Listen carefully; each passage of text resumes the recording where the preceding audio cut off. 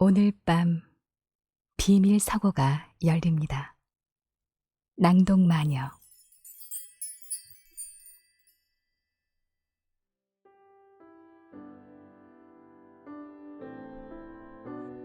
안녕하세요. 비밀 서고의 문을 연 낭독마녀입니다.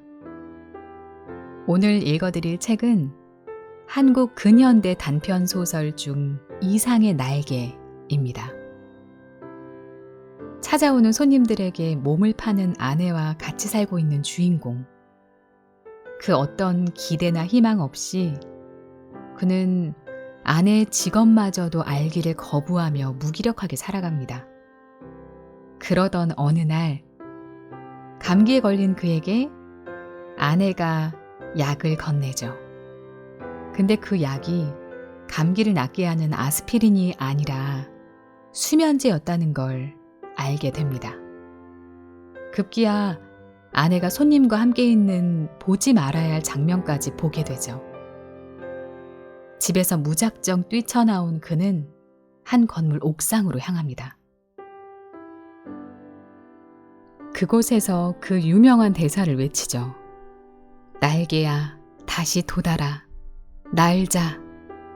한 번만 더 날잡구나. 그 날개가 의미하는 것은 무엇이었을까요?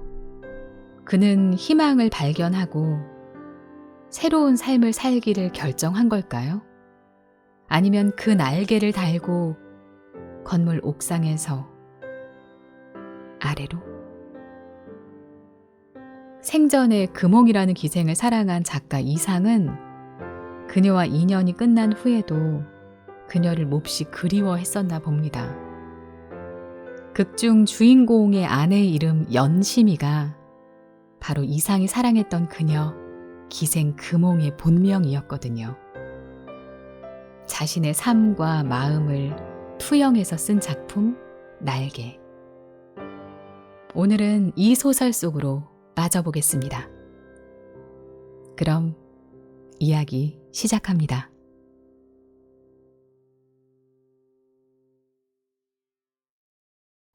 날개. 이상. 박제가 되어버린 천재를 아시오. 나는 유쾌하오. 이런 때 연애까지가 유쾌하오. 육신이 흐느적 하도록 피로했을 때만 정신이 은화처럼 막소. 니코틴이 내 횃배 앓는 뱃속으로 스미면 머릿속의 을에 백지가 준비되는 법이오.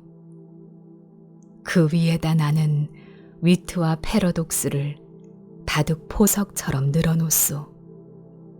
가공할 상식의 병이요.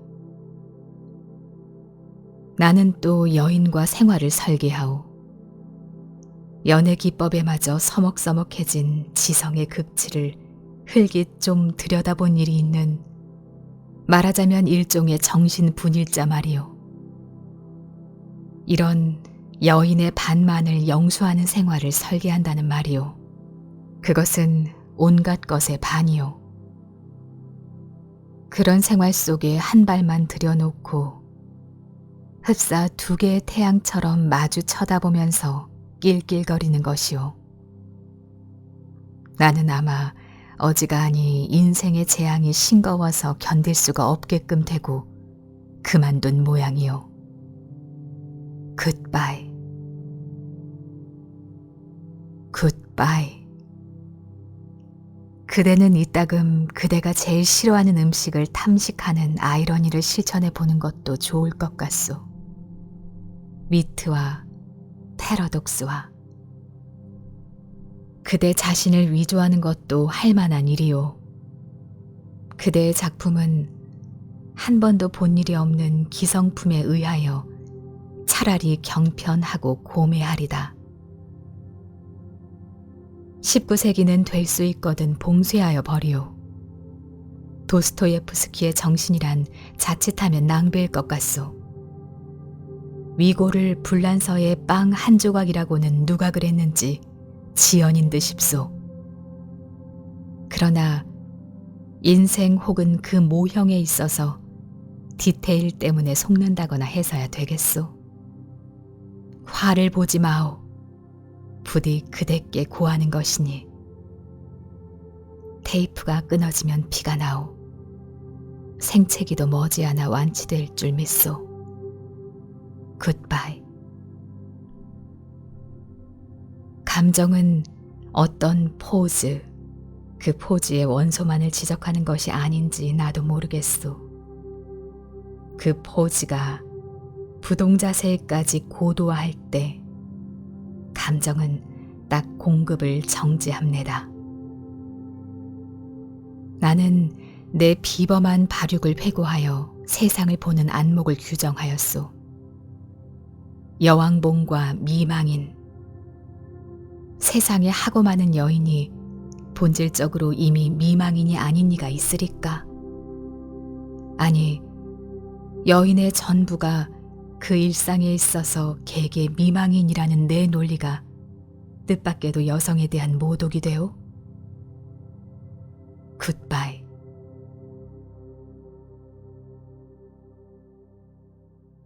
그 33번지라는 것이 구조가 흡사 유곽이라는 느낌이 없지 않다. 한 번지에 18가구가 쭉 어깨를 맞대고 늘어서서 창호가 똑같고 아궁이 모양이 똑같다. 게다가 각 가구에 사는 사람들이 송이송이 꽃과 같이 젊다. 해가 들지 않는다. 해가 드는 것을 그들이 모른 채 하는 까닭이다. 턱살 밑에다 철줄을 매고 얼룩진 이부자리를 널어 말린다는 핑계로 미닫이에 해가 드는 것을 막아버린다. 침침한 방 안에서 낮잠들을 잔다. 그들은 밤에는 잠을 자지 않나? 알 수 없다.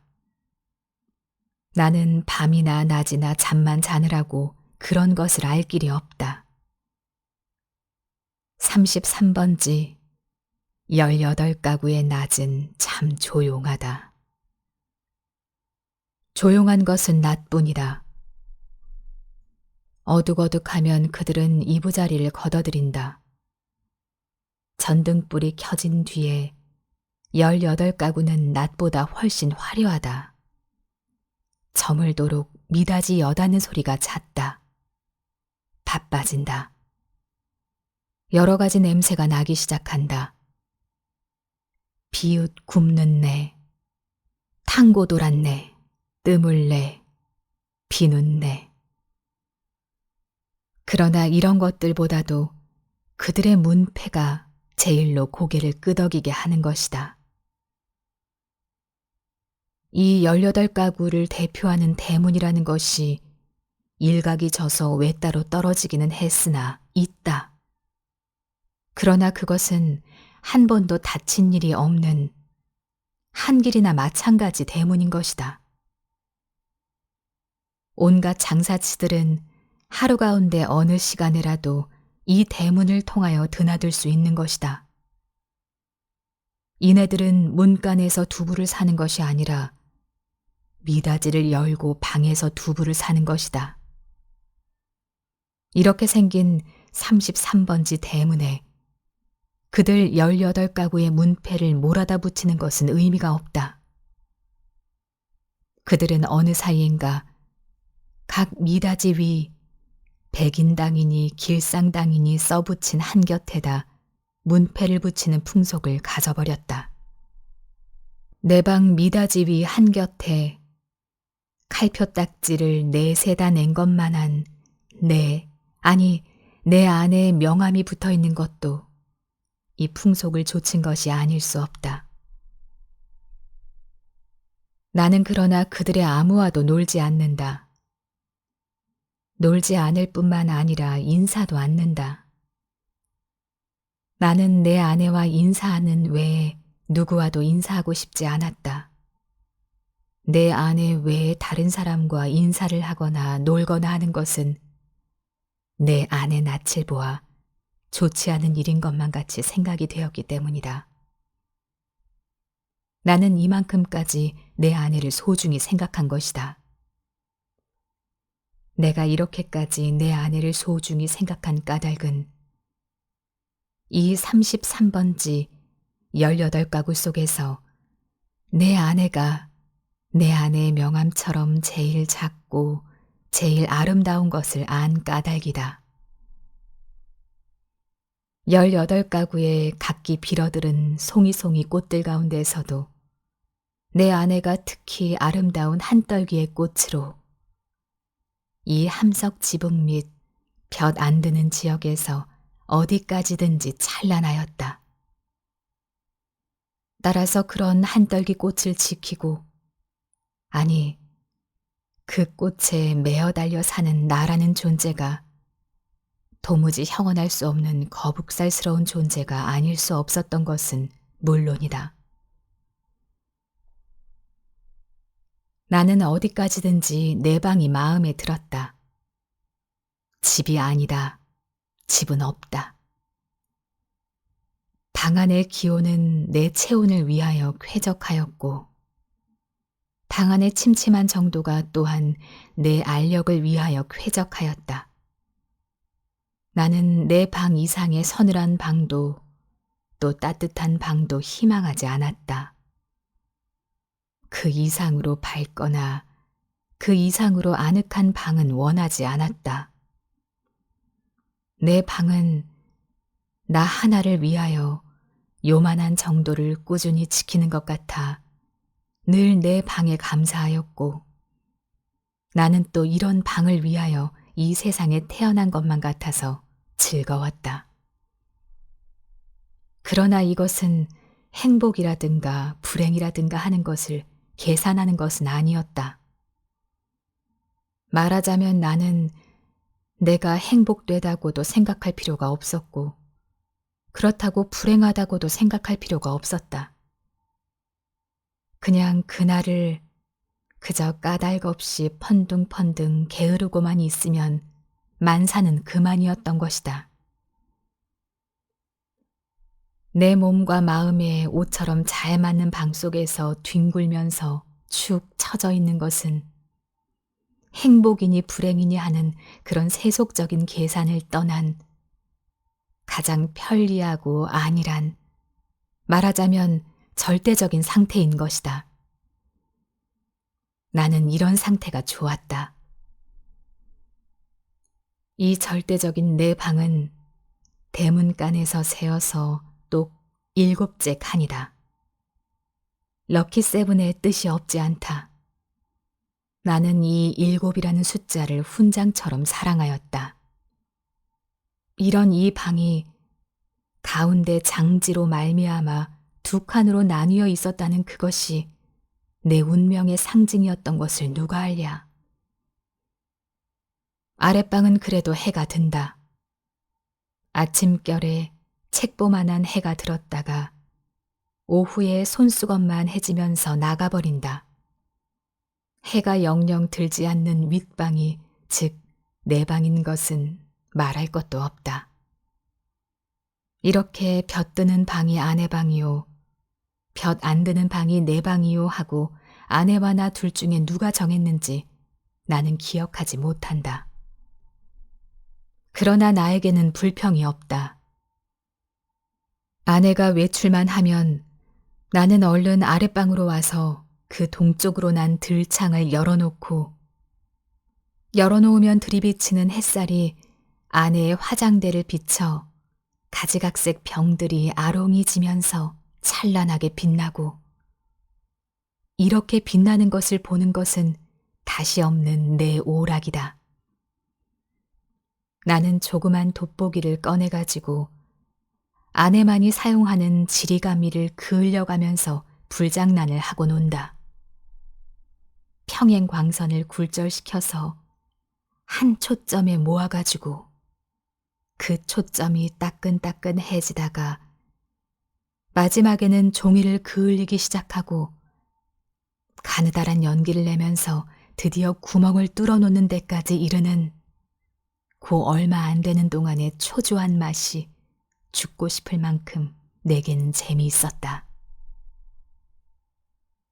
이 장난이 실증이 나면 나는 또 아내의 손잡이 거울을 가지고 여러 가지로 논다. 거울이란 제 얼굴을 비칠 때만 실용품이다. 그 외의 경우에는 도무지 장난감인 것이다.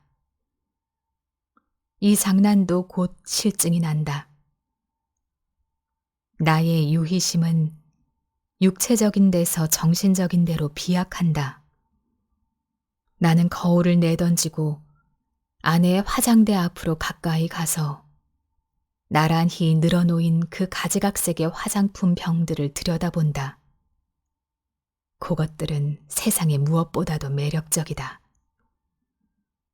나는 그 중에 하나만을 골라서 가만히 마개를 빼고 병 구멍에 내 코를 가져다 대고 숨 죽이듯이 가벼운 호흡을 하여 본다. 이국적인 센슈얼한 향기가 폐로 스며들면 나는 저절로 스르르 감기는 내 눈을 느낀다. 확실히 아내의 채취의 파편이다. 나는 도로 병마개를 맞고 생각해 본다. 아내의 어느 부분에서 요 냄새가 났던가를. 그러나 그것은 분명하지 않다. 왜? 아내의 채취는 여기 늘어섰는 가지각색 향기의 합계일 것이니까. 아내의 방은 늘 화려하였다. 내 방이 벽에 못한 게 꽂히지 않은 소박한 것인 반대로 아내 방에는 천장 밑으로 쫙 돌려 못이 박히고 못마다 화려한 아내의 치마와 저고리가 걸렸다. 여러 가지 무늬가 보기 좋다. 나는 그 여러 조각의 치마에서 늘 아내의 동체와 그 동체가 될 수 있는 여러 가지 포즈를 연상하고 연상하면서 내 마음은 늘 점잖지 못하다. 그렇건만 나에게는 옷이 없었다. 아내는 내게 옷을 주지 않았다.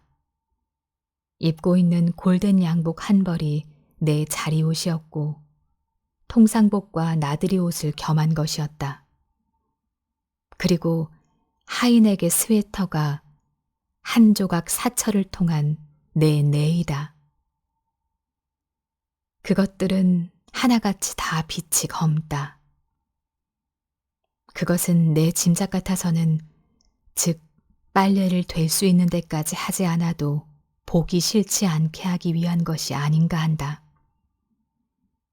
나는 허리와 두 가랑이 세 군데 다 고무밴드가 끼어 있는 부드러운 사로마다를 입고 그리고 아무 소리 없이 잘 놀았다. 어느덧 손수건만 해졌던 볕이 나갔는데 아내는 외출해서 돌아오지 않는다. 나는 요만 일에도 좀 피곤하였고 또 아내가 돌아오기 전에 내 방으로 가 있어야 될 것을 생각하고 그만 내 방으로 건너간다. 내 방은 침침하다. 나는 이불을 뒤집어 쓰고 낮잠을 잔다. 한 번도 거둔 일이 없는 내 이부자리는 내 몸뚱이의 일부분처럼 내게는 참 반갑다. 잠은 잘 오는 적도 있다. 그러나 또 전신이 까칫까칫하면서 영 잠이 오지 않는 적도 있다. 그런 때는 아무 제목으로나 제목을 하나 골라서 연구하였다. 나는 내 좀 축축한 이불 속에서 참 여러 가지 발명도 하였고 논문도 많이 썼다. 시도 많이 지었다. 그러나 그것들은 내가 잠이 드는 것과 동시에 내 방에 담겨서 철철 넘치는 그 흐느흐느한 공기에 다 비누처럼 풀어져서 온데간데 없고 한참 자고 깨인 나는 속이 무명 헝겊이나 메밀 껍질로 띵띵 찬 한 덩어리 베개와도 같은 한 벌 신경이었을 뿐이고 하였다. 그러기에 나는 빈대가 무엇보다도 싫었다. 그러나 내 방에서는 겨울에도 몇 마리의 빈대가 끊이지 않고 나왔다. 내게 근심이 있었다면 오직 이 빈대를 미워하는 근심일 것이다. 나는 빈대에게 물려서 가려운 자리를 피가 나도록 긁었다. 쓰라리다. 그것은 그윽한 쾌감에 틀림없었다. 나는 혼곤히 잠이 든다. 나는 그러나 그런 이불 속의 사색 생활에서도 적극적인 것을 궁리하는 법이 없다. 내게는 그럴 필요가 대체 없었다.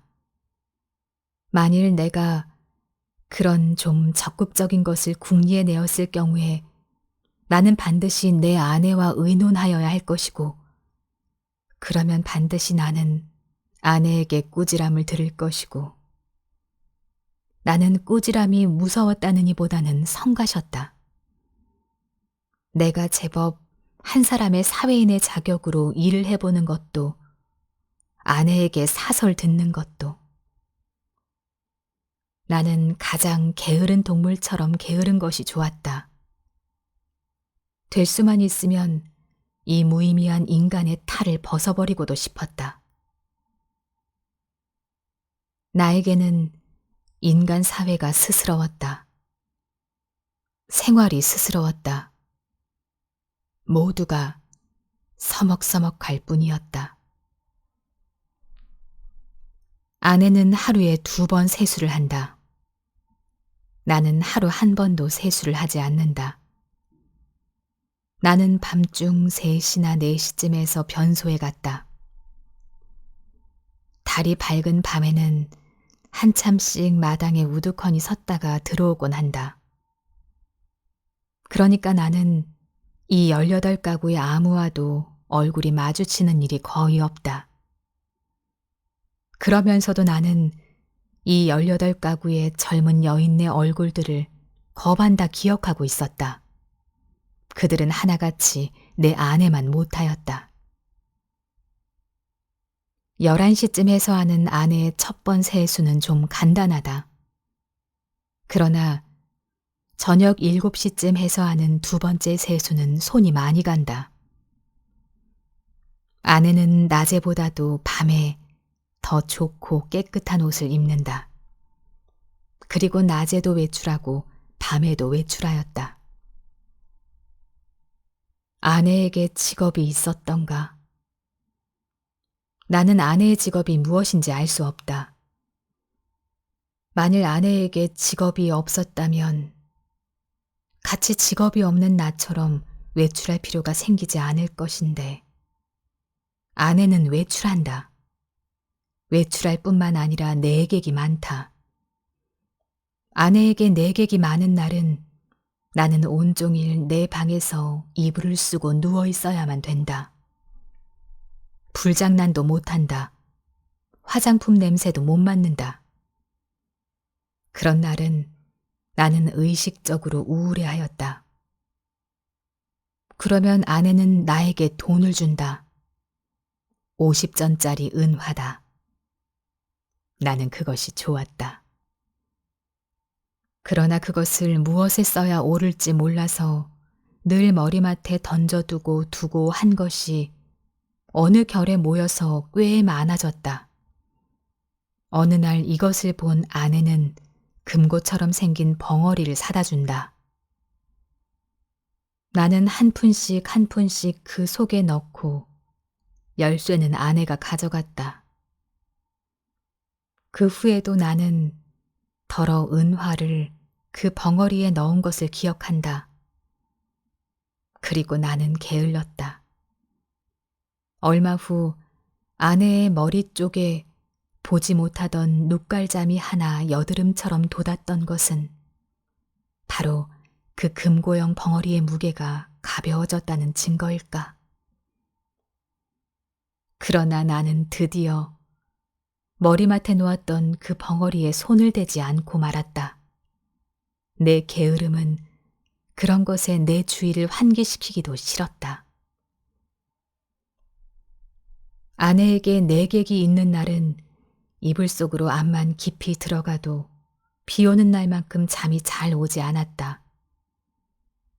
나는 그런 때 나에게 왜 늘 돈이 있나, 왜 돈이 많은가를 연구했다. 내객들은 장지 저쪽에 내가 있는 것을 모르나 보다. 내 아내와 나도 좀 하기 어려운 농을 아주 서슴지 않고 쉽게 해던지는 것이다.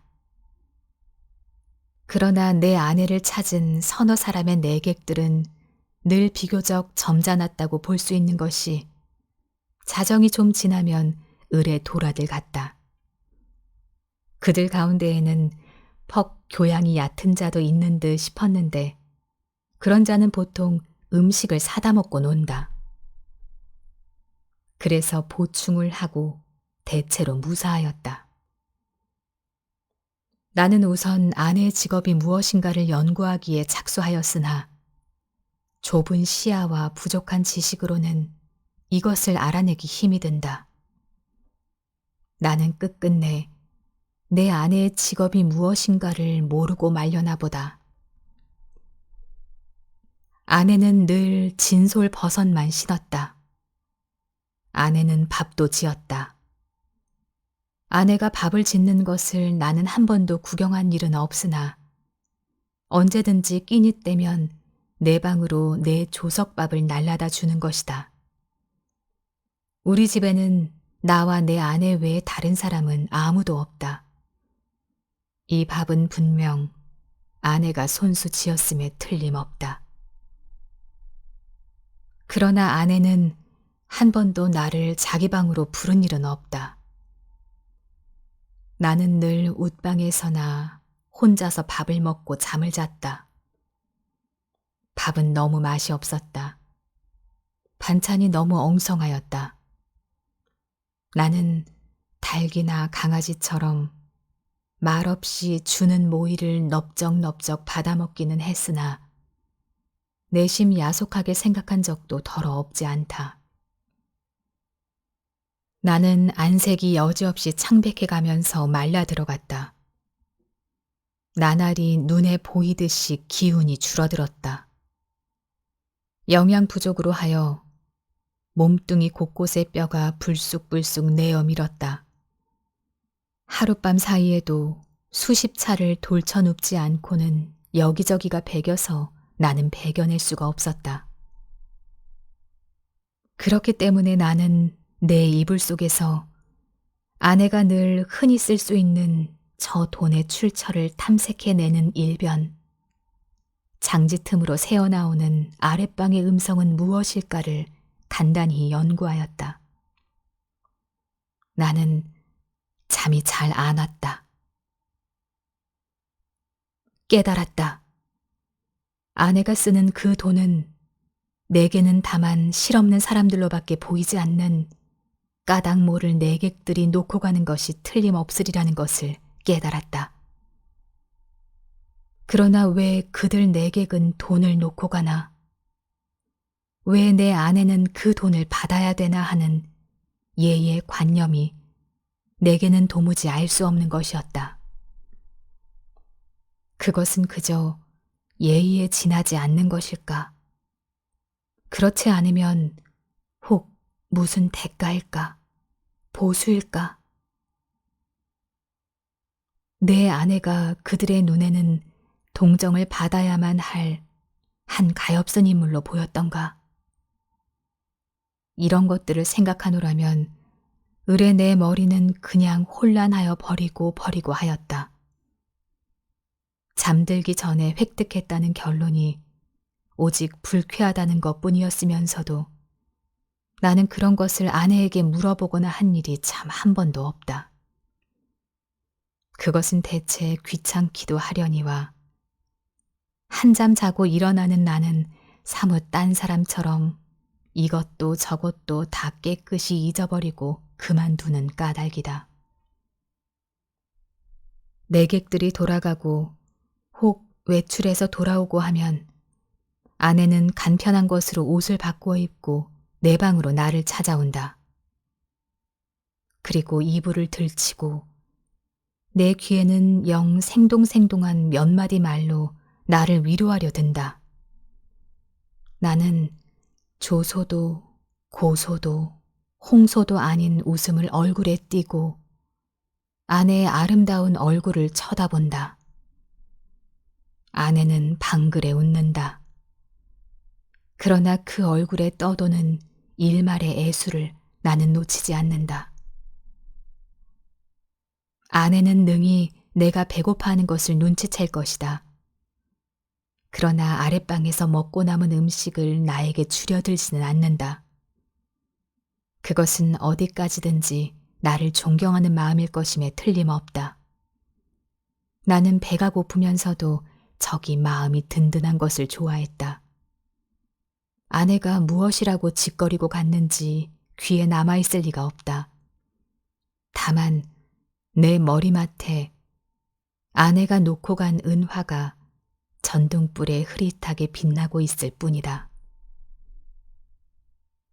고 금고형 벙어리 속에 은화가 얼마만큼이나 모였을까? 나는 그러나 그것을 쳐들어보지 않았다. 그저 아무런 의욕도 기원도 없이 그 단추구멍처럼 생긴 틈바구니로 은화를 떨어뜨려 둘 뿐이었다. 왜 아내의 내객들이 아내에게 돈을 놓고 가나 하는 것이 풀 수 없는 의문인 것 같이 왜 아내는 나에게 돈을 놓고 가나 하는 것도 역시 나에게는 똑같이 풀 수 없는 의문이었다. 내 비록 아내가 내게 돈을 놓고 가는 것이 싫지 않았다 하더라도 그것은 다만 그것이 내 손가락 닿는 순간에서부터 그 벙어리 주둥이에서 자취를 감추기까지의 하잘것없는 짧은 촉각이 좋았다일 뿐이지 그 이상 아무 기쁨도 없다. 어느 날 나는 그 벙어리를 변소에 갖다 넣어버렸다. 그때 그 벙어리 속에는 몇 푼이나 되는지 모르겠으나 고 은화들이 꽤 들어있었다. 나는 내가 지구 위에 살며 내가 이렇게 살고 있는 지구가 질풍실외의 속력으로 광대무변의 공간을 달리고 있다는 것을 생각했을 때 참 허망하였다. 나는 이렇게 부지런한 지구 위에서는 현기증도 날 것 같고 해서 한시바삐 내려버리고 싶었다. 이불 속에서 이런 생각을 하고 난 뒤에는 나는 고 은화를 고 벙어리에 넣고 하는 것조차 귀찮아졌다. 나는 아내가 손수 벙어리를 사용하였으면 하고 생각하였다. 벙어리도 돈도 사실은 아내에게만 필요한 것이지 내게는 애초부터 의미가 전혀 없는 것이었으니까. 될 수만 있으면 그 벙어리를 아내는 아내 방으로 가져갔으면 하고 기다렸다. 그러나 아내는 가져가지 않는다. 나는 내가 아내 방으로 가져다 둘까 하고 생각하여 보았으나 그 즈음에는 아내의 내객이 워낙 많아서 내가 아내 방으로 가볼 기회가 도무지 없었다. 그래서 나는 하는 수 없이 변소에 갖다 집어넣어버리고 만 것이다. 나는 서글픈 마음으로 아내의 꾸지람을 기다렸다. 그러나 아내는 끝내 아무 말도 하지 않았다. 않았을 뿐 아니라 여전히 돈은 돈대로 머리맡에 놓고 가질 않나. 내 머리맡에는 어느덧 은화가 꽤 많이 모였다. 내객이 아내에게 돈을 놓고 가는 것이나 아내가 내게 돈을 놓고 가는 것이나 일종의 쾌감, 그 외에 다른 아무런 이유도 없는 것이 아닐까 하는 것을 나는 또 이불 속에서 연구하기 시작하였다. 쾌감이라면 어떤 종류의 쾌감일까를 계속하여 연구하였다. 그러나 그것은 이불 속의 연구로는 알 길이 없었다. 쾌감 하고 나는 뜻밖에도 이 문제에 대해서만 흥미를 느꼈다.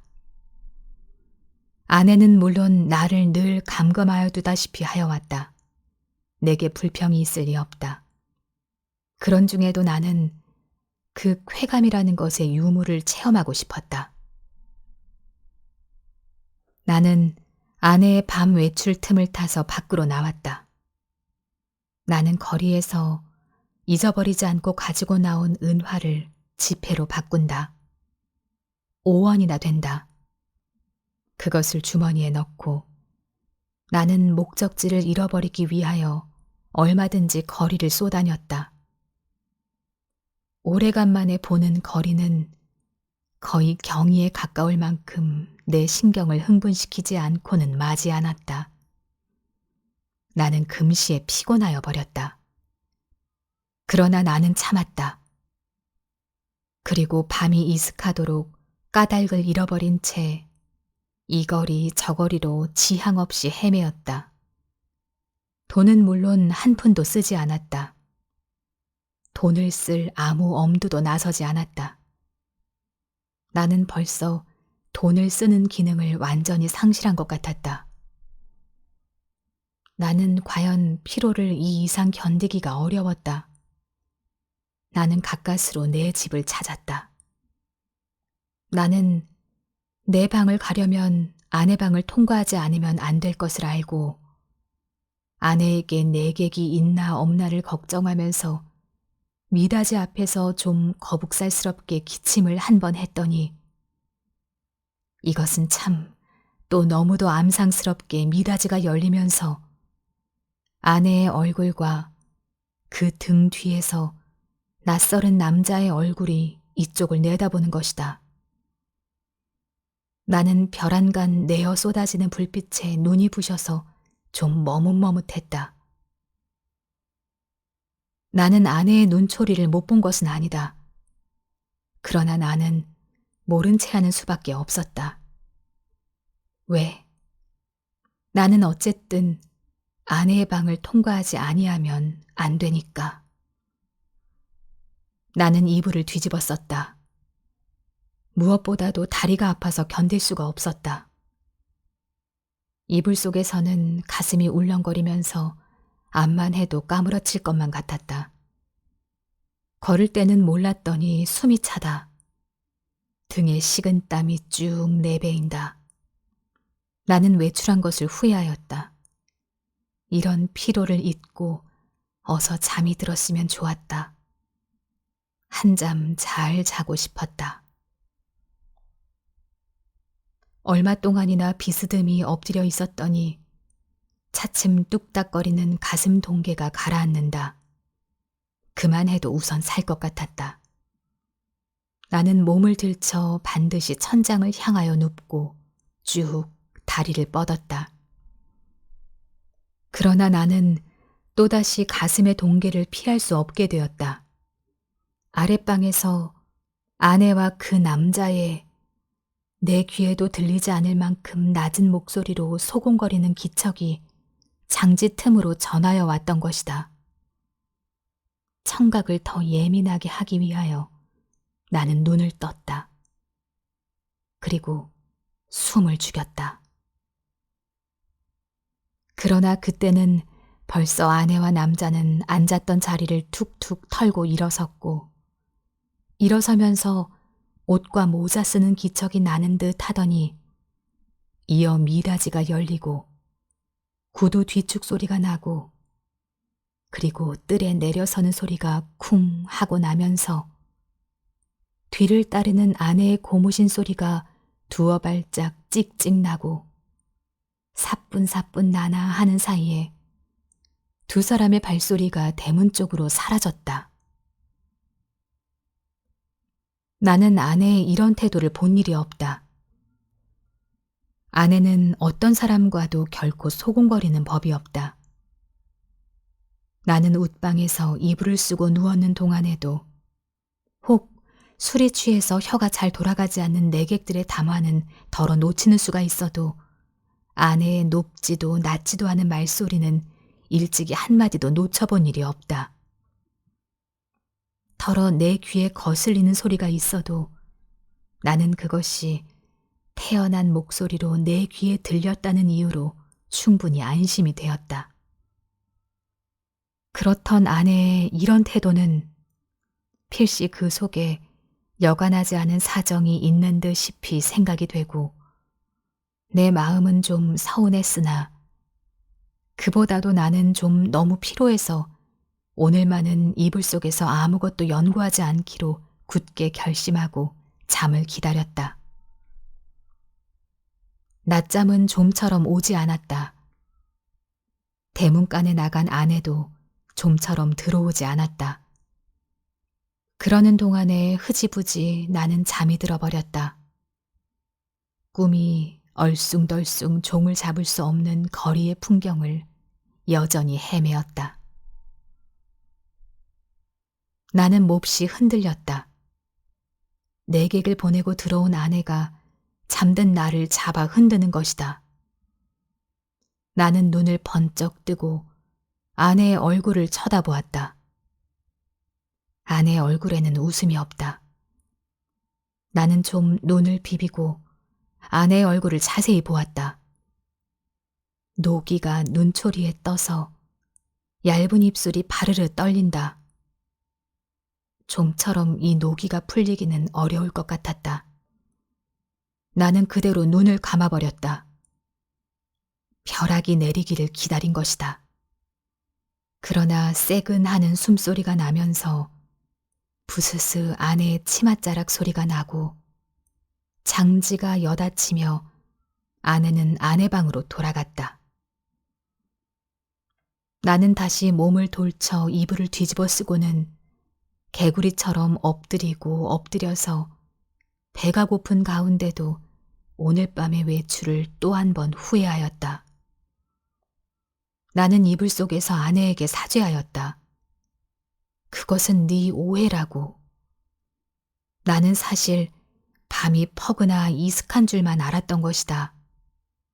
그것이 네 말 맞다나 자정전인지는 정말이지 꿈에도 몰랐다. 나는 너무 피곤하였다. 오래간만에 나는 너무 많이 걸은 것이 잘못이다. 내 잘못이라면 잘못은 그것밖에 없다. 외출은 왜 하였더냐고? 나는 그 머리맡에 저절로 모인 5원 돈을 아무에게라도 좋으니 주어보고 싶었던 것이다. 그뿐이다. 그러나 그것도 내 잘못이라면 나는 그렇게 알겠다. 나는 후회하고 있지 않나. 내가 그 5원 돈을 써버릴 수가 있었던들 나는 자정 안에 집에 돌아올 수 없었을 것이다. 그러나 거리는 너무 복잡하였고 사람은 너무도 들끓었다. 나는 어느 사람을 붙들고 그 5원 돈을 내어주어야 할지 갈피를 잡을 수가 없었다. 그러는 동안에 나는 여지없이 피곤해버리고 말았던 것이다. 나는 무엇보다도 좀 쉬고 싶었다. 눕고 싶었다. 그래서 나는 하는 수 없이 집으로 돌아온 것이다. 내 짐작 같아서는 밤이 어지간히 늦은 줄만 알았는데 그것이 불행히도 자정 전이었다는 것은 참 안 된 일이다. 미안한 일이다. 나는 얼마든지 사죄하여도 좋다. 그러나 종시 아내의 오해를 풀지 못하였다 하면 내가 이렇게까지 사죄하는 보람은 그럼 어디 있나? 한심하였다. 1시간 동안을 나는 이렇게 초조하게 굴지 않으면 안 되었다. 나는 이불을 획 젖혀버리고 일어나서 장지를 열고 아내 방으로 비틀비틀 달려갔던 것이다. 내게는 거의 의식이라는 것이 없었다. 나는 아내 이불 위에 엎드러지면서 바지 포켓 속에서 그 돈 5원을 꺼내 아내 손에 쥐어준 것을 간신히 기억할 뿐이다. 이튿날 잠이 깨었을 때 나는 내 아내 방 아내 이불 속에 있었다. 이것이 이 33번지에 살기 시작한 이래 내가 아내 방에서 잔 맨 처음이었다.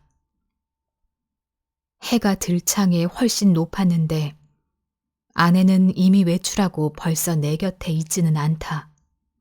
아니, 아내는 어쩌녁 내가 의식을 잃는 동안에 외출한 것인지도 모른다.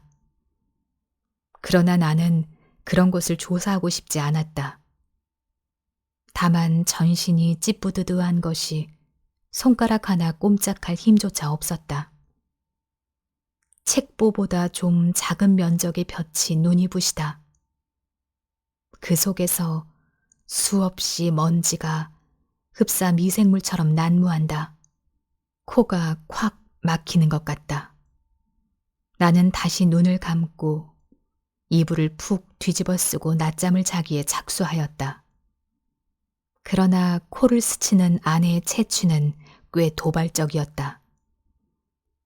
나는 몸을 여러 번 비비꼬면서 아내의 화장대에 늘어선 고 가지각색 화장품 병들의 마개를 뽑았을 때 풍기는 냄새를 더듬느라고 좀처럼 잠은 들지 않는 것을 나는 어찌하는 수도 없었다. 견디다 못하여 나는 그만 이불을 걷어차고 벌떡 일어나서 내 방으로 갔다.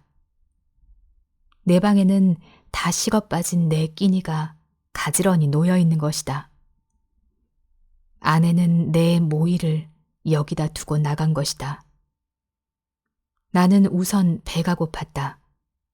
한 숟갈을 입에 떠넣었을 때 그 촉감은 참 너무도 냉회와 같이 서늘하였다. 나는 숟갈을 놓고 내 이불 속으로 들어갔다. 하룻밤을 비었던 내 이부자리는 여전히 나를 반갑게 맞아준다. 나는 내 이불을 뒤집어 쓰고 이번에는 참 늘어지게 한잠 잤다. 잘. 내가 잠을 깬 것은 전등이 켜진 뒤다. 그러나 아내는 아직도 돌아오지 않았나 보다. 아니, 돌아왔다 또 나갔는지 알 수 없다. 그러나 그런 것을 상고하여 무엇하나. 정신이 한결 난다. 나는 밤일을 생각해 보았다. 그 돈 5원을 아내 손에 쥐어주고 넘어졌을 때 느낄 수 있었던 쾌감을 나는 무엇이라고 설명할 수가 없었다.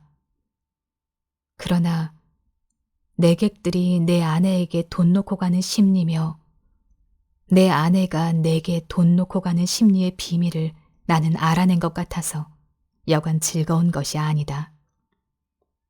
나는 속으로 빙그레 웃어보았다. 이런 것을 모르고 오늘까지 지내온 내 자신이 어떻게 우스꽝스럽게 보이는지 몰랐다. 따라서 나는 또 오늘 밤에도 외출하고 싶었다. 그러나 돈이 없다. 나는 또 어쩌녁에 그 돈 5원을 한꺼번에 아내에게 주어버린 것을 후회하였다. 또 그 벙어리를 변소에 갖다 쳐넣어 버린 것도 후회하였다. 나는 실없이 실망하면서 습관처럼 그 돈 5원이 들어있던 내 바지 포켓에 손을 넣어 한 번 휘둘러 보았다. 뜻밖에도 내 손에 쥐어지는 것이 있었다. 2원밖에 없다. 그러나 많아야 맛은 아니다. 얼마간이고 있으면 된다. 나는 그만한 것이 여간 고마운 것이 아니었다. 나는 기운을 얻었다. 나는 그 단벌, 다 떨어진 골덴 양복을 걸치고 배고픈 것도 주제 사나운 것도 다 잊어버리고 활갯짓을 하면서 또 거리로 나섰다. 나서면서 나는 제발 시간이 화살 단 듯해서 자정이 어서 획 지나버렸으면 하고 조바심을 태웠다. 아내에게 돈을 주고 아내의 방에서 자보는 것은 어디까지든지 좋았지만 만일 잘못해서 자정 전에 집에 들어갔다가 아내의 눈총을 맞는 것은 그것은 여간 무서운 일이 아니었다. 나는 저물도록 길가 시계를 들여다보고 하면서 또 지향 없이 거리를 방황하였다. 그러나 이날은 좀처럼 피곤하지는 않았다. 다만 시간이 좀 너무 더디게 가는 것만 같아서 안타까웠다. 경성역 시계가 확실히 자정을 지난 것을 본 뒤에 나는 집을 향하였다. 그날은 그 일각 대문에서 아내와 아내의 남자가 이야기하고 섰는 것을 만났다. 나는 모른 체하고 두 사람 곁을 지나서 내 방으로 들어갔다. 뒤이어 아내도 들어왔다. 와서는 이 밤중에 평생 안 하던 쓰레질을 하는 것이었다. 조금 있다가 아내가 눕는 기척을 엿보자마자 나는 또 장지를 열고 아내 방으로 가서 그 돈 2원을 아내 손에 덥석 쥐어주고 그리고 하여간 그 2원을 오늘 밤에도 쓰지 않고 도로 가져온 것이 참 이상하다는 듯이 아내는 내 얼굴을 몇 번이고 엿보고 아내는 드디어 아무 말도 없이 나를 자기 방에 재워주었다. 나는 이 기쁨을 세상의 무엇과도 바꾸고 싶지는 않았다. 나는 편히 잘 잤다.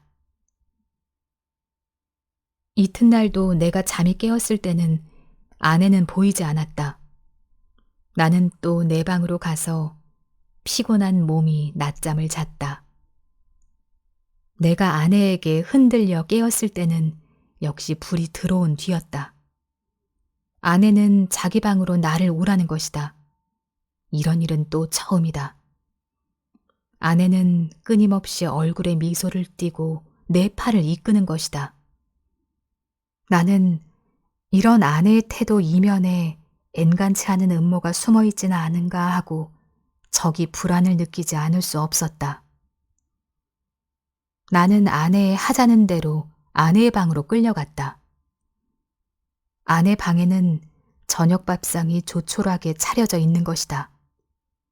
생각하여 보면 나는 이틀을 굶었다. 나는 지금 배고픈 것까지도 긴가민가 잊어버리고 얼음얼음하던 차다. 나는 생각하였다. 이 최후의 만찬을 먹고 나자마자 벼락이 내려도 나는 차라리 후회하지 않을 것을.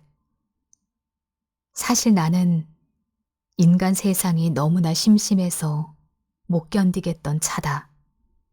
모든 것이 성가시고 귀찮았으나 그러나 불의의 재난이라는 것은 즐겁다. 나는 마음을 턱 놓고 조용히 아내와 마주 이 해괴한 저녁밥을 먹었다.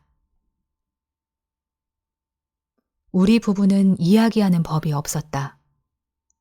밥을 먹은 뒤에도 나는 말이 없이 부스스 일어나서 내 방으로 건너가 버렸다. 아내는 나를 붙잡지 않았다. 나는 벽에 기대어 앉아서 담배를 한 대 피워 물고 그리고 벼락이 떨어질 테거든 어서 떨어져라 하고 기다렸다. 5분, 10분. 그러나 벼락은 내리지 않았다. 긴장이 차츰 풀어지기 시작한다. 나는 어느덧 오늘 밤에도 외출할 것을 생각하고 있었다. 돈이 있었으면 하고 생각하고 있었다. 그러나 돈은 확실히 없다. 오늘은 외출하여도 나중에 올 무슨 기쁨이 있나. 내 앞이 그저 아뜩하였다. 나는 화가 나서 이불을 뒤집어 쓰고 이리 뒹굴 저리 뒹굴 굴렀다. 금시 먹은 밥이 목으로 자꾸 치밀어 올라온다. 메스꺼웠다. 하늘에서 얼마라도 좋으니 왜 지폐가 소낙비처럼 퍼붓지 않나. 그것이 그저 한없이 야속하고 슬펐다. 나는 이렇게밖에 돈을 구하는 아무런 방법도 알지는 못했다. 나는 이불 속에서 좀 울었나 보다. 왜 없느냐면서. 그랬더니 아내가 또 내 방에를 왔다. 나는 깜짝 놀라 아마 이제서야 벼락이 내리려나 보다 하고 숨을 죽이고 두꺼비 모양으로 엎드려 있었다. 그러나 떨어진 입을 새어나오는 아내의 말소리는 참 부드러웠다. 정다웠다. 아내는 내가 왜 우는지를 안다는 것이다. 돈이 없어서 그러는 게 아니냔다. 나는 실없이 깜짝 놀랐다. 어떻게 사람의 속을 환하게 들여다보는고 해서 나는 한편으로 슬그머니 겁도 안 나는 것은 아니었으나 저렇게 말하는 것을 보면 아마 내게 돈을 줄 생각이 있나 보다. 만일 그렇다면 오죽이나 좋은 일일까. 나는 이불 속에 뚫뚫 말린 채 고개도 들지 않고 아내의 다음 거동을 기다리고 있으니까 예쏘 하고 내 머리맡에 내려뜨리는 것은 그 가뿐한 음향으로 보아 지폐에 틀림없었다. 그리고 내 귀에다 대고 오늘을랑 어제보다도 늦게 들어와도 좋다고 속삭이는 것이다. 그것은 어렵지 않다. 우선 그 돈이 무엇보다도 고맙고 반가웠다. 어쨌든 나섰다. 나는 좀 야맹증이다. 그래서 될 수 있는 대로 밝은 거리로 돌아다니기로 했다. 그러고는 경성역 1, 2등 대합실 한곁 티룸에 들렀다. 그것은 내게는 큰 발견이었다. 거기는 우선 아무도 아는 사람이 안 온다. 설사 왔다가도 곧 돌아가니까 좋다. 나는 날마다 여기 와서 시간을 보내리라 속으로 생각하여 두었다. 제일 여기 시계가 어느 시계보다도 정확하리라는 것이 좋았다. 섣불리 서투른 시계를 보고 그것을 믿고 시간 전에 집에 돌아갔다가 큰 코를 다쳐서는 안 된다. 나는 한 부스에 아무것도 없는 것과 마주 앉아서 잘 끓은 커피를 마셨다. 총총한 가운데 여객들은 그래도 한 잔 커피가 즐거운가 보다. 얼른 마시고 무얼 좀 생각하는 것 같이 담벼락도 좀 쳐다보고 하다가 곧 나가버린다. 서글프다. 그러나 내게는 이 서글픈 분위기가 거리의 티룸들의 그 거추장스러운 분위기보다는 절실하고 마음에 들었다. 이따금 들리는 날카로운 혹은 우렁찬 기적 소리가 모차르트보다도 더 가깝다. 나는 메뉴에 적힌 몇 가지 안 되는 음식 이름을 치읽고 내리읽고 여러 번 읽었다. 그것들은 아물아물하는 것이 어딘가 내 어렸을 때 동무들 이름과 비슷한 데가 있었다. 거기서 얼마나 내가 오래 앉았는지 정신이 오락가락하는 중에 객이 슬며시 뜸해지면서 이 구석 저 구석 걷어치우기 시작하는 것을 보면 아마 닫는 시간이 된 모양이다. 11시가 좀 지났구나. 여기도 결코 내 안주의 곳은 아니구나. 어디 가서 자정을 넘길까. 두루 걱정을 하면서 나는 밖으로 나섰다. 비가 온다. 빗발이 제법 굵은 것이 우비도 우산도 없는 나를 고생을 시킬 작정이다. 그렇다고 이런 괴이한 풍물을 차리고 이 홀에서 어물어물하는 수도 없고 에이, 비를 맞으면 맞았지 하고 그냥 나서버렸다. 대단히 선선해서 견딜 수가 없다. 골덴 옷이 젖기 시작하더니 나중에는 속속들이 스며들면서 추근거린다. 비를 맞아가면서라도 견딜 수 있는 데까지 거리를 돌아다녀서 시간을 보내려 하였으나 인제는 선선해서 그 이상은 더 견딜 수가 없다. 오한이 자꾸 일어나면서 이가 딱딱 맞부딪는다. 나는 걸음을 늦추면서 생각하였다. 오늘 같은 굳은 날에도 아내에게 내객이 있으려고? 없겠지 하는 생각이 드는 것이다. 집으로 가야겠다. 아내에게 불행히 내객이 있거든 내 사정을 하리라. 사정을 하면 이렇게 비가 오는 것을 눈으로 보고 알아주겠지. 불이 나게 와보니까 그러나 아내에게는 내객이 있었다. 나는 너무 춥고 척척해서 얼떨김에 노크하는 것을 잊었다. 그래서 나는 보면 아내가 덜 좋아할 것을 그만 보았다. 나는 간발자국 같은 발자국을 내면서 덤벙덤벙 아내 방을 디디고 내 방으로 가서 쭉 빠진 옷을 활활 벗어버리고 이불을 뒤썼다. 덜덜덜덜 떨린다. 오한이 점점 더 심해 들어온다. 여전 땅이 꺼져 들어가는 것만 같았다. 나는 그만 의식을 잃어버리고 말았다. 이튿날 내가 눈을 떴을 때 아내는 내 머리맡에 앉아서 제법 근심스러운 얼굴이다. 나는 감기가 들었다. 여전히 으스스 춥고 또 골치가 아프고 입에 군침이 도는 것이 씁쓸하면서 다리팔이 청 늘어져서 노곤하다. 아내는 내 머리를 쓱 짚어보더니 약을 먹어야지 한다. 아내 손이 이마에 선뜻한 것을 보면 신혈이 어지간한 모양인데 약을 먹는다면 해열제를 먹어야지 하고 속생각을 하자니까 아내는 따뜻한 물에 하얀 정제약 4개를 준다. 이것을 먹고 한 잠 푹 자고 나면 괜찮다는 것이다. 나는 널름 받아 먹었다. 쌉싸름한 것이 짐작 같아서는 아마 아스피린인가 싶다. 나는 다시 이불을 쓰고 단번에 그냥 죽은 것처럼 잠이 들어버렸다. 나는 콧물을 훌쩍훌쩍 하면서 여러 날을 앓았다. 앓는 동안에 끊이지 않고 그 정제약을 먹었다. 그러는 동안에 감기도 나았다. 그러나 입맛은 여전히 소태처럼 썼다. 나는 차츰 또 외출하고 싶은 생각이 났다. 그러나 아내는 나더러 외출하지 말라고 이르는 것이다. 이 약을 날마다 먹고 그리고 가만히 누워있으라는 것이다. 공연히 외출을 하다가 이렇게 감기가 들어서 저를 고생시키는 게 아니란다. 그도 그렇다. 그럼 외출을 하지 않겠다고 맹세하고 그 약을 연복하여 몸을 좀 보해보리라고 나는 생각하였다. 나는 날마다 이불을 뒤집어 쓰고 밤이나 낮이나 잤다. 유난스럽게 밤이나 낮이나 졸려서 견딜 수가 없는 것이다.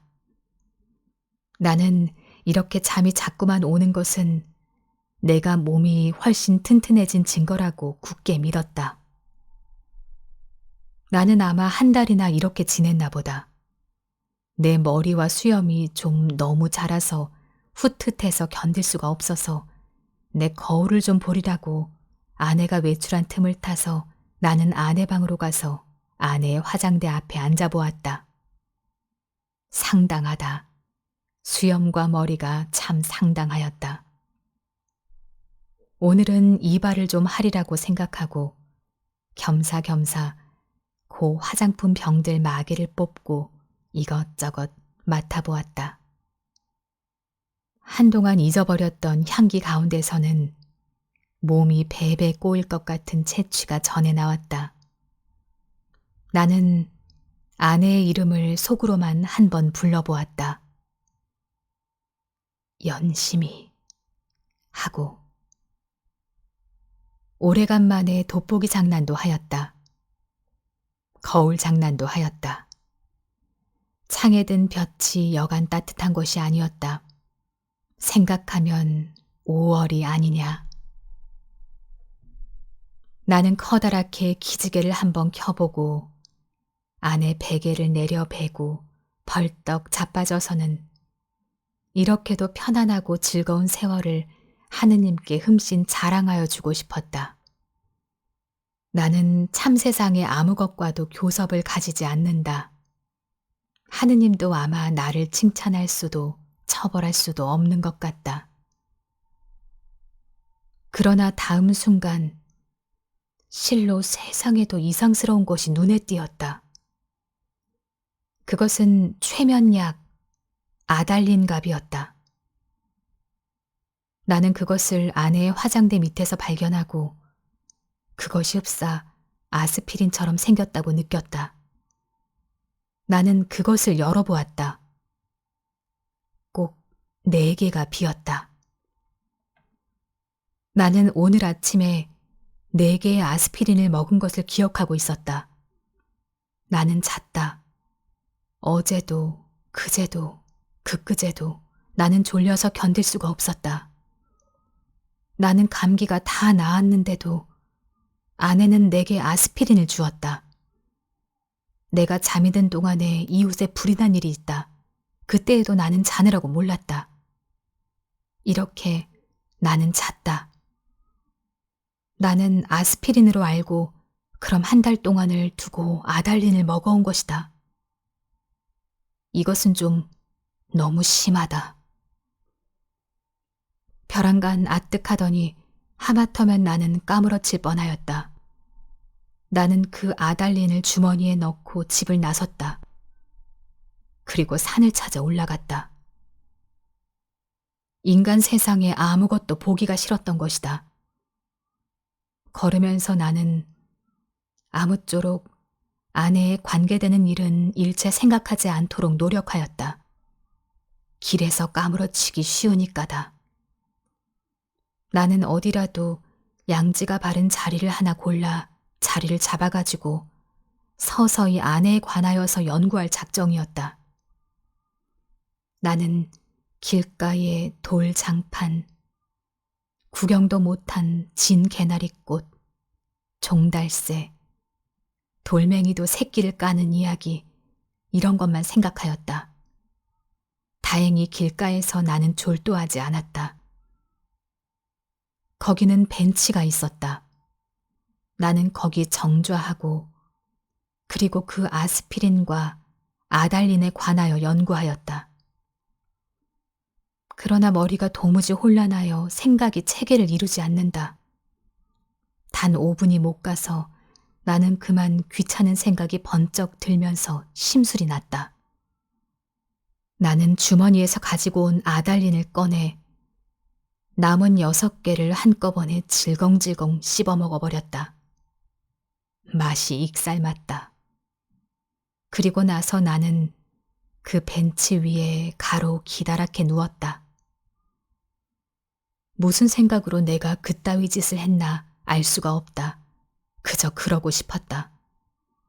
나는 계속 그냥 깊이 잠이 들었다. 잠결에도 바위 틈으로 흐르는 물소리가 졸졸하고 언제까지나 귀에 어렴풋이 들려왔다. 내가 잠을 깨었을 때는 날이 환히 밝은 뒤다. 나는 거기서 일주야를 잔 것이다. 풍경이 그냥 노랗게 보인다. 그 속에서도 나는 번개처럼 아스피린과 아달린이 생각났다. 아스피린, 아달린, 아스피린, 아달린, 마르크, 말사스, 마도로스, 아스피린, 아달린. 아내는 한 달 동안 아달린을 아스피린이라고 속이고 내게 먹였다. 그것은 아내 방에서 이 아달린 갑이 발견된 것으로 미루어 증거가 너무 확실하다. 무슨 목적으로 아내는 나를 밤이나 낮이나 재웠어야 됐나? 나를 밤이나 낮이나 재워놓고 그리고 아내는 내가 자는 동안에 무슨 짓을 했나? 나를 조금씩 죽이려던 것일까? 그러나 또 생각하여 보면 내가 한 달을 두고 먹어온 것이 아스피린이었는지도 모른다. 아내는 무슨 근심되는 일이 있어서 밤이면 잠이 잘 오지 않아서 정작 아내가 아달린을 사용한 것이나 아닌지. 그렇다면 나는 참 미안하다. 나는 아내에게 이렇게 큰 의혹을 가졌다는 것이 참 안 됐다. 나는 그래서 불이 나게 거기서 내려왔다. 아랫도리가 회회 내어 저이면서 어찔어찔한 것을 나는 겨우 집을 향하여 걸었다. 8시 가까이였다. 나는 내 잘못된 생각을 죄다 일러바치고 아내에게 사죄하려는 것이다. 나는 너무 급해서 그만 또 말을 잊어버렸다. 그랬더니 이건 참 큰일 났다. 나는 내 눈으로 절대 보아서 안 될 것을 그만 딱 보아버리고 만 것이다. 나는 얼떨결에 그만 냉큼 미닫이를 닫고 그리고 현기증이 나는 것을 진정시키느라고 잠깐 고개를 숙이고 눈을 감고 기둥을 짚고 섰자니까 1초 여유도 없이 획 미닫이가 다시 열리더니 매무새를 풀어헤친 아내가 불쑥 내밀면서 내 멱살을 잡는 것이다. 나는 그만 어지러워서 걔가 나둥그러졌다. 그랬더니 아내는 넘어진 내 위에 덮치면서 내 살을 함부로 물어뜯는 것이다. 아파 죽겠다. 나는 사실 반항할 의사도 힘도 없어서 그냥 넙적 엎드려 있으면서 어떻게 되나 보고 있자니까 뒤이어 남자가 나오는 것 같더니 아내를 한아름에 덥석 안아가지고 방으로 들어가는 것이다. 아내는 아무 말 없이 다소곳이 그렇게 안겨 들어가는 것이 내 눈에 여간 미운 것이 아니다. 밉다. 아내는 너 밤새워 가면서 도둑질하러 다니느냐, 계집질하러 다니느냐고 발악이다. 이것은 참 너무 억울하다. 나는 어안이 벙벙하여 도무지 입이 떨어지지를 않았다. 너는 그야말로 나를 살해하려던 것이 아니냐고 소리를 한번 꽥 질러보고도 싶었으나 그런 긴가민가한 소리를 섣불리 입 밖에 내었다가는 무슨 화를 볼는지 알 수 없다. 차라리 억울하지만 잠자코 있는 것이 우선 상책인 듯이 생각이 들길래 나는 이것은 또 무슨 생각으로 그랬는지 모르지만 툭툭 떨고 일어나서 내 바지 포켓 속에 남은 돈 몇 원 몇십 전을 가만히 꺼내서는 몰래 미닫이를 열고 살며시 문지방 밑에다 놓고 나서는 나는 그냥 줄다른 박지를 쳐서 나와버렸다. 여러 번 자동차에 치일 뻔하면서 나는 그래도 경성역으로 찾아갔다. 빈자리와 마주 앉아서 이 쓰디쓴 입맛을 거두기 위하여 무엇으로나 입가심을 하고 싶었다. 커피, 좋다. 그러나 경성역 홀에 한 걸음 들여놓았을 때 나는 내 주머니에는 돈이 한 푼도 없는 것을, 그것을 깜빡 잊었던 것을 깨달았다. 또 아뜩하였다. 나는 어디선가 그저 맥없이 머뭇머뭇하면서 어쩔 줄을 모를 뿐이었다. 얼빠진 사람처럼 그저 이리 갔다 저리 갔다 하면서 나는 어디로 드립다 쏘다녔는지 하나도 모른다. 다만 몇 시간 후에 내가 미스꽃이 옥상에 있는 것을 깨달았을 때는 거의 대낮이었다. 나는 거기 아무데나 주저앉아서 내 자라온 26해를 회고하여 보았다. 몽롱한 기억 속에서는 이렇다는 아무 제목도 불거져 나오지 않았다. 나는 또 내 자신에게 물어보았다. 너는 인생에 무슨 욕심이 있느냐고. 그러나 있다고도 없다고도 그런 대답은 하기가 싫었다. 나는 거의 나 자신의 존재를 인식하기조차도 어려웠다. 허리를 굽혀서 나는 그저 금붕어를 들여다보고 있었다. 금붕어는 참 잘들도 생겼다. 작은 놈은 작은 놈대로, 큰 놈은 큰 놈대로 다 싱싱하니 보기 좋았다. 내려 비치는 5월 햇살에 금붕어들은 그릇 바탕에 그림자를 내려뜨렸다. 지느러미는 하늘하늘 손수건을 흔드는 흉내를 낸다. 나는 이 지느러미 수요를 헤어보기도 하면서 굽힌 허리를 좀처럼 펴지 않았다. 등이 따뜻하다. 나는 또 오탁의 거리를 내려다보았다.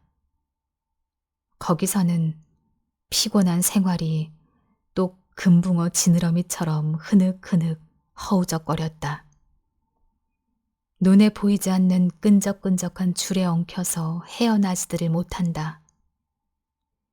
나는 피로와 공복 때문에 무너져 들어가는 몸뚱이를 끌고 그 오탁의 거리 속으로 섞여가지 않는 수도 없다 생각하였다. 나서서 나는 또 문득 생각하여 보았다. 이 발길이 지금 어디로 향하여 가는 것인가를. 그때 내 눈앞에는 아내의 모가지가 벼락처럼 내려 떨어졌다. 아스피린과 아달린. 우리들은 서로 오해하고 있느니라. 설마 아내가 아스피린 대신에 아달린의 정량을 나에게 먹여왔을까? 나는 그것을 믿을 수는 없다. 아내가 대체 그럴 까닭이 없을 것이니. 그러면 나는 날밤을 새면서 도둑질을, 계집질을 하였나? 정말이지 아니다. 우리 부부는 숙명적으로 발이 맞지 않는 절름발이인 것이다. 내나 아내나 제 거동에 로직을 붙일 필요는 없다. 변해야 할 필요도 없다. 사실은 사실대로, 오해는 오해대로 그저 끝없이 발을 절뚝거리면서 세상을 걸어가면 되는 것이다. 그렇지 않을까? 그러나 나는 이 발길이 아내에게로 돌아가야 옳은가? 이것만은 분간하기가 좀 어려웠다. 가야 하나? 그럼 어디로 가나? 이때 뚜 하고 정오 사이렌이 울었다. 사람들은 모두 내 활개를 펴고 닭처럼 푸드덕거리는 것 같고 온갖 유리와 강철과 대리석과 지폐와 잉크가 부글부글 끓고 수선을 떨고 하는 것 같은 찰나. 그야말로 현란을 극한 정오다. 나는 불현듯 겨드랑이가 가렵다. 아, 그것은 내 인공의 날개가 돋았던 자국이다. 오늘은 없는 이 날개. 머릿속에서는 희망과 야심이 말소된 페이지가 딕셔너리 넘어가듯 번뜩였다. 나는 걷던 걸음을 멈추고 그리고 일어나 한번 이렇게 외쳐보고 싶었다. 날개야, 다시 돋아라. 날자, 날자. 한 번만 더 날잡구나. 한 번만 더 날아보자꾸나.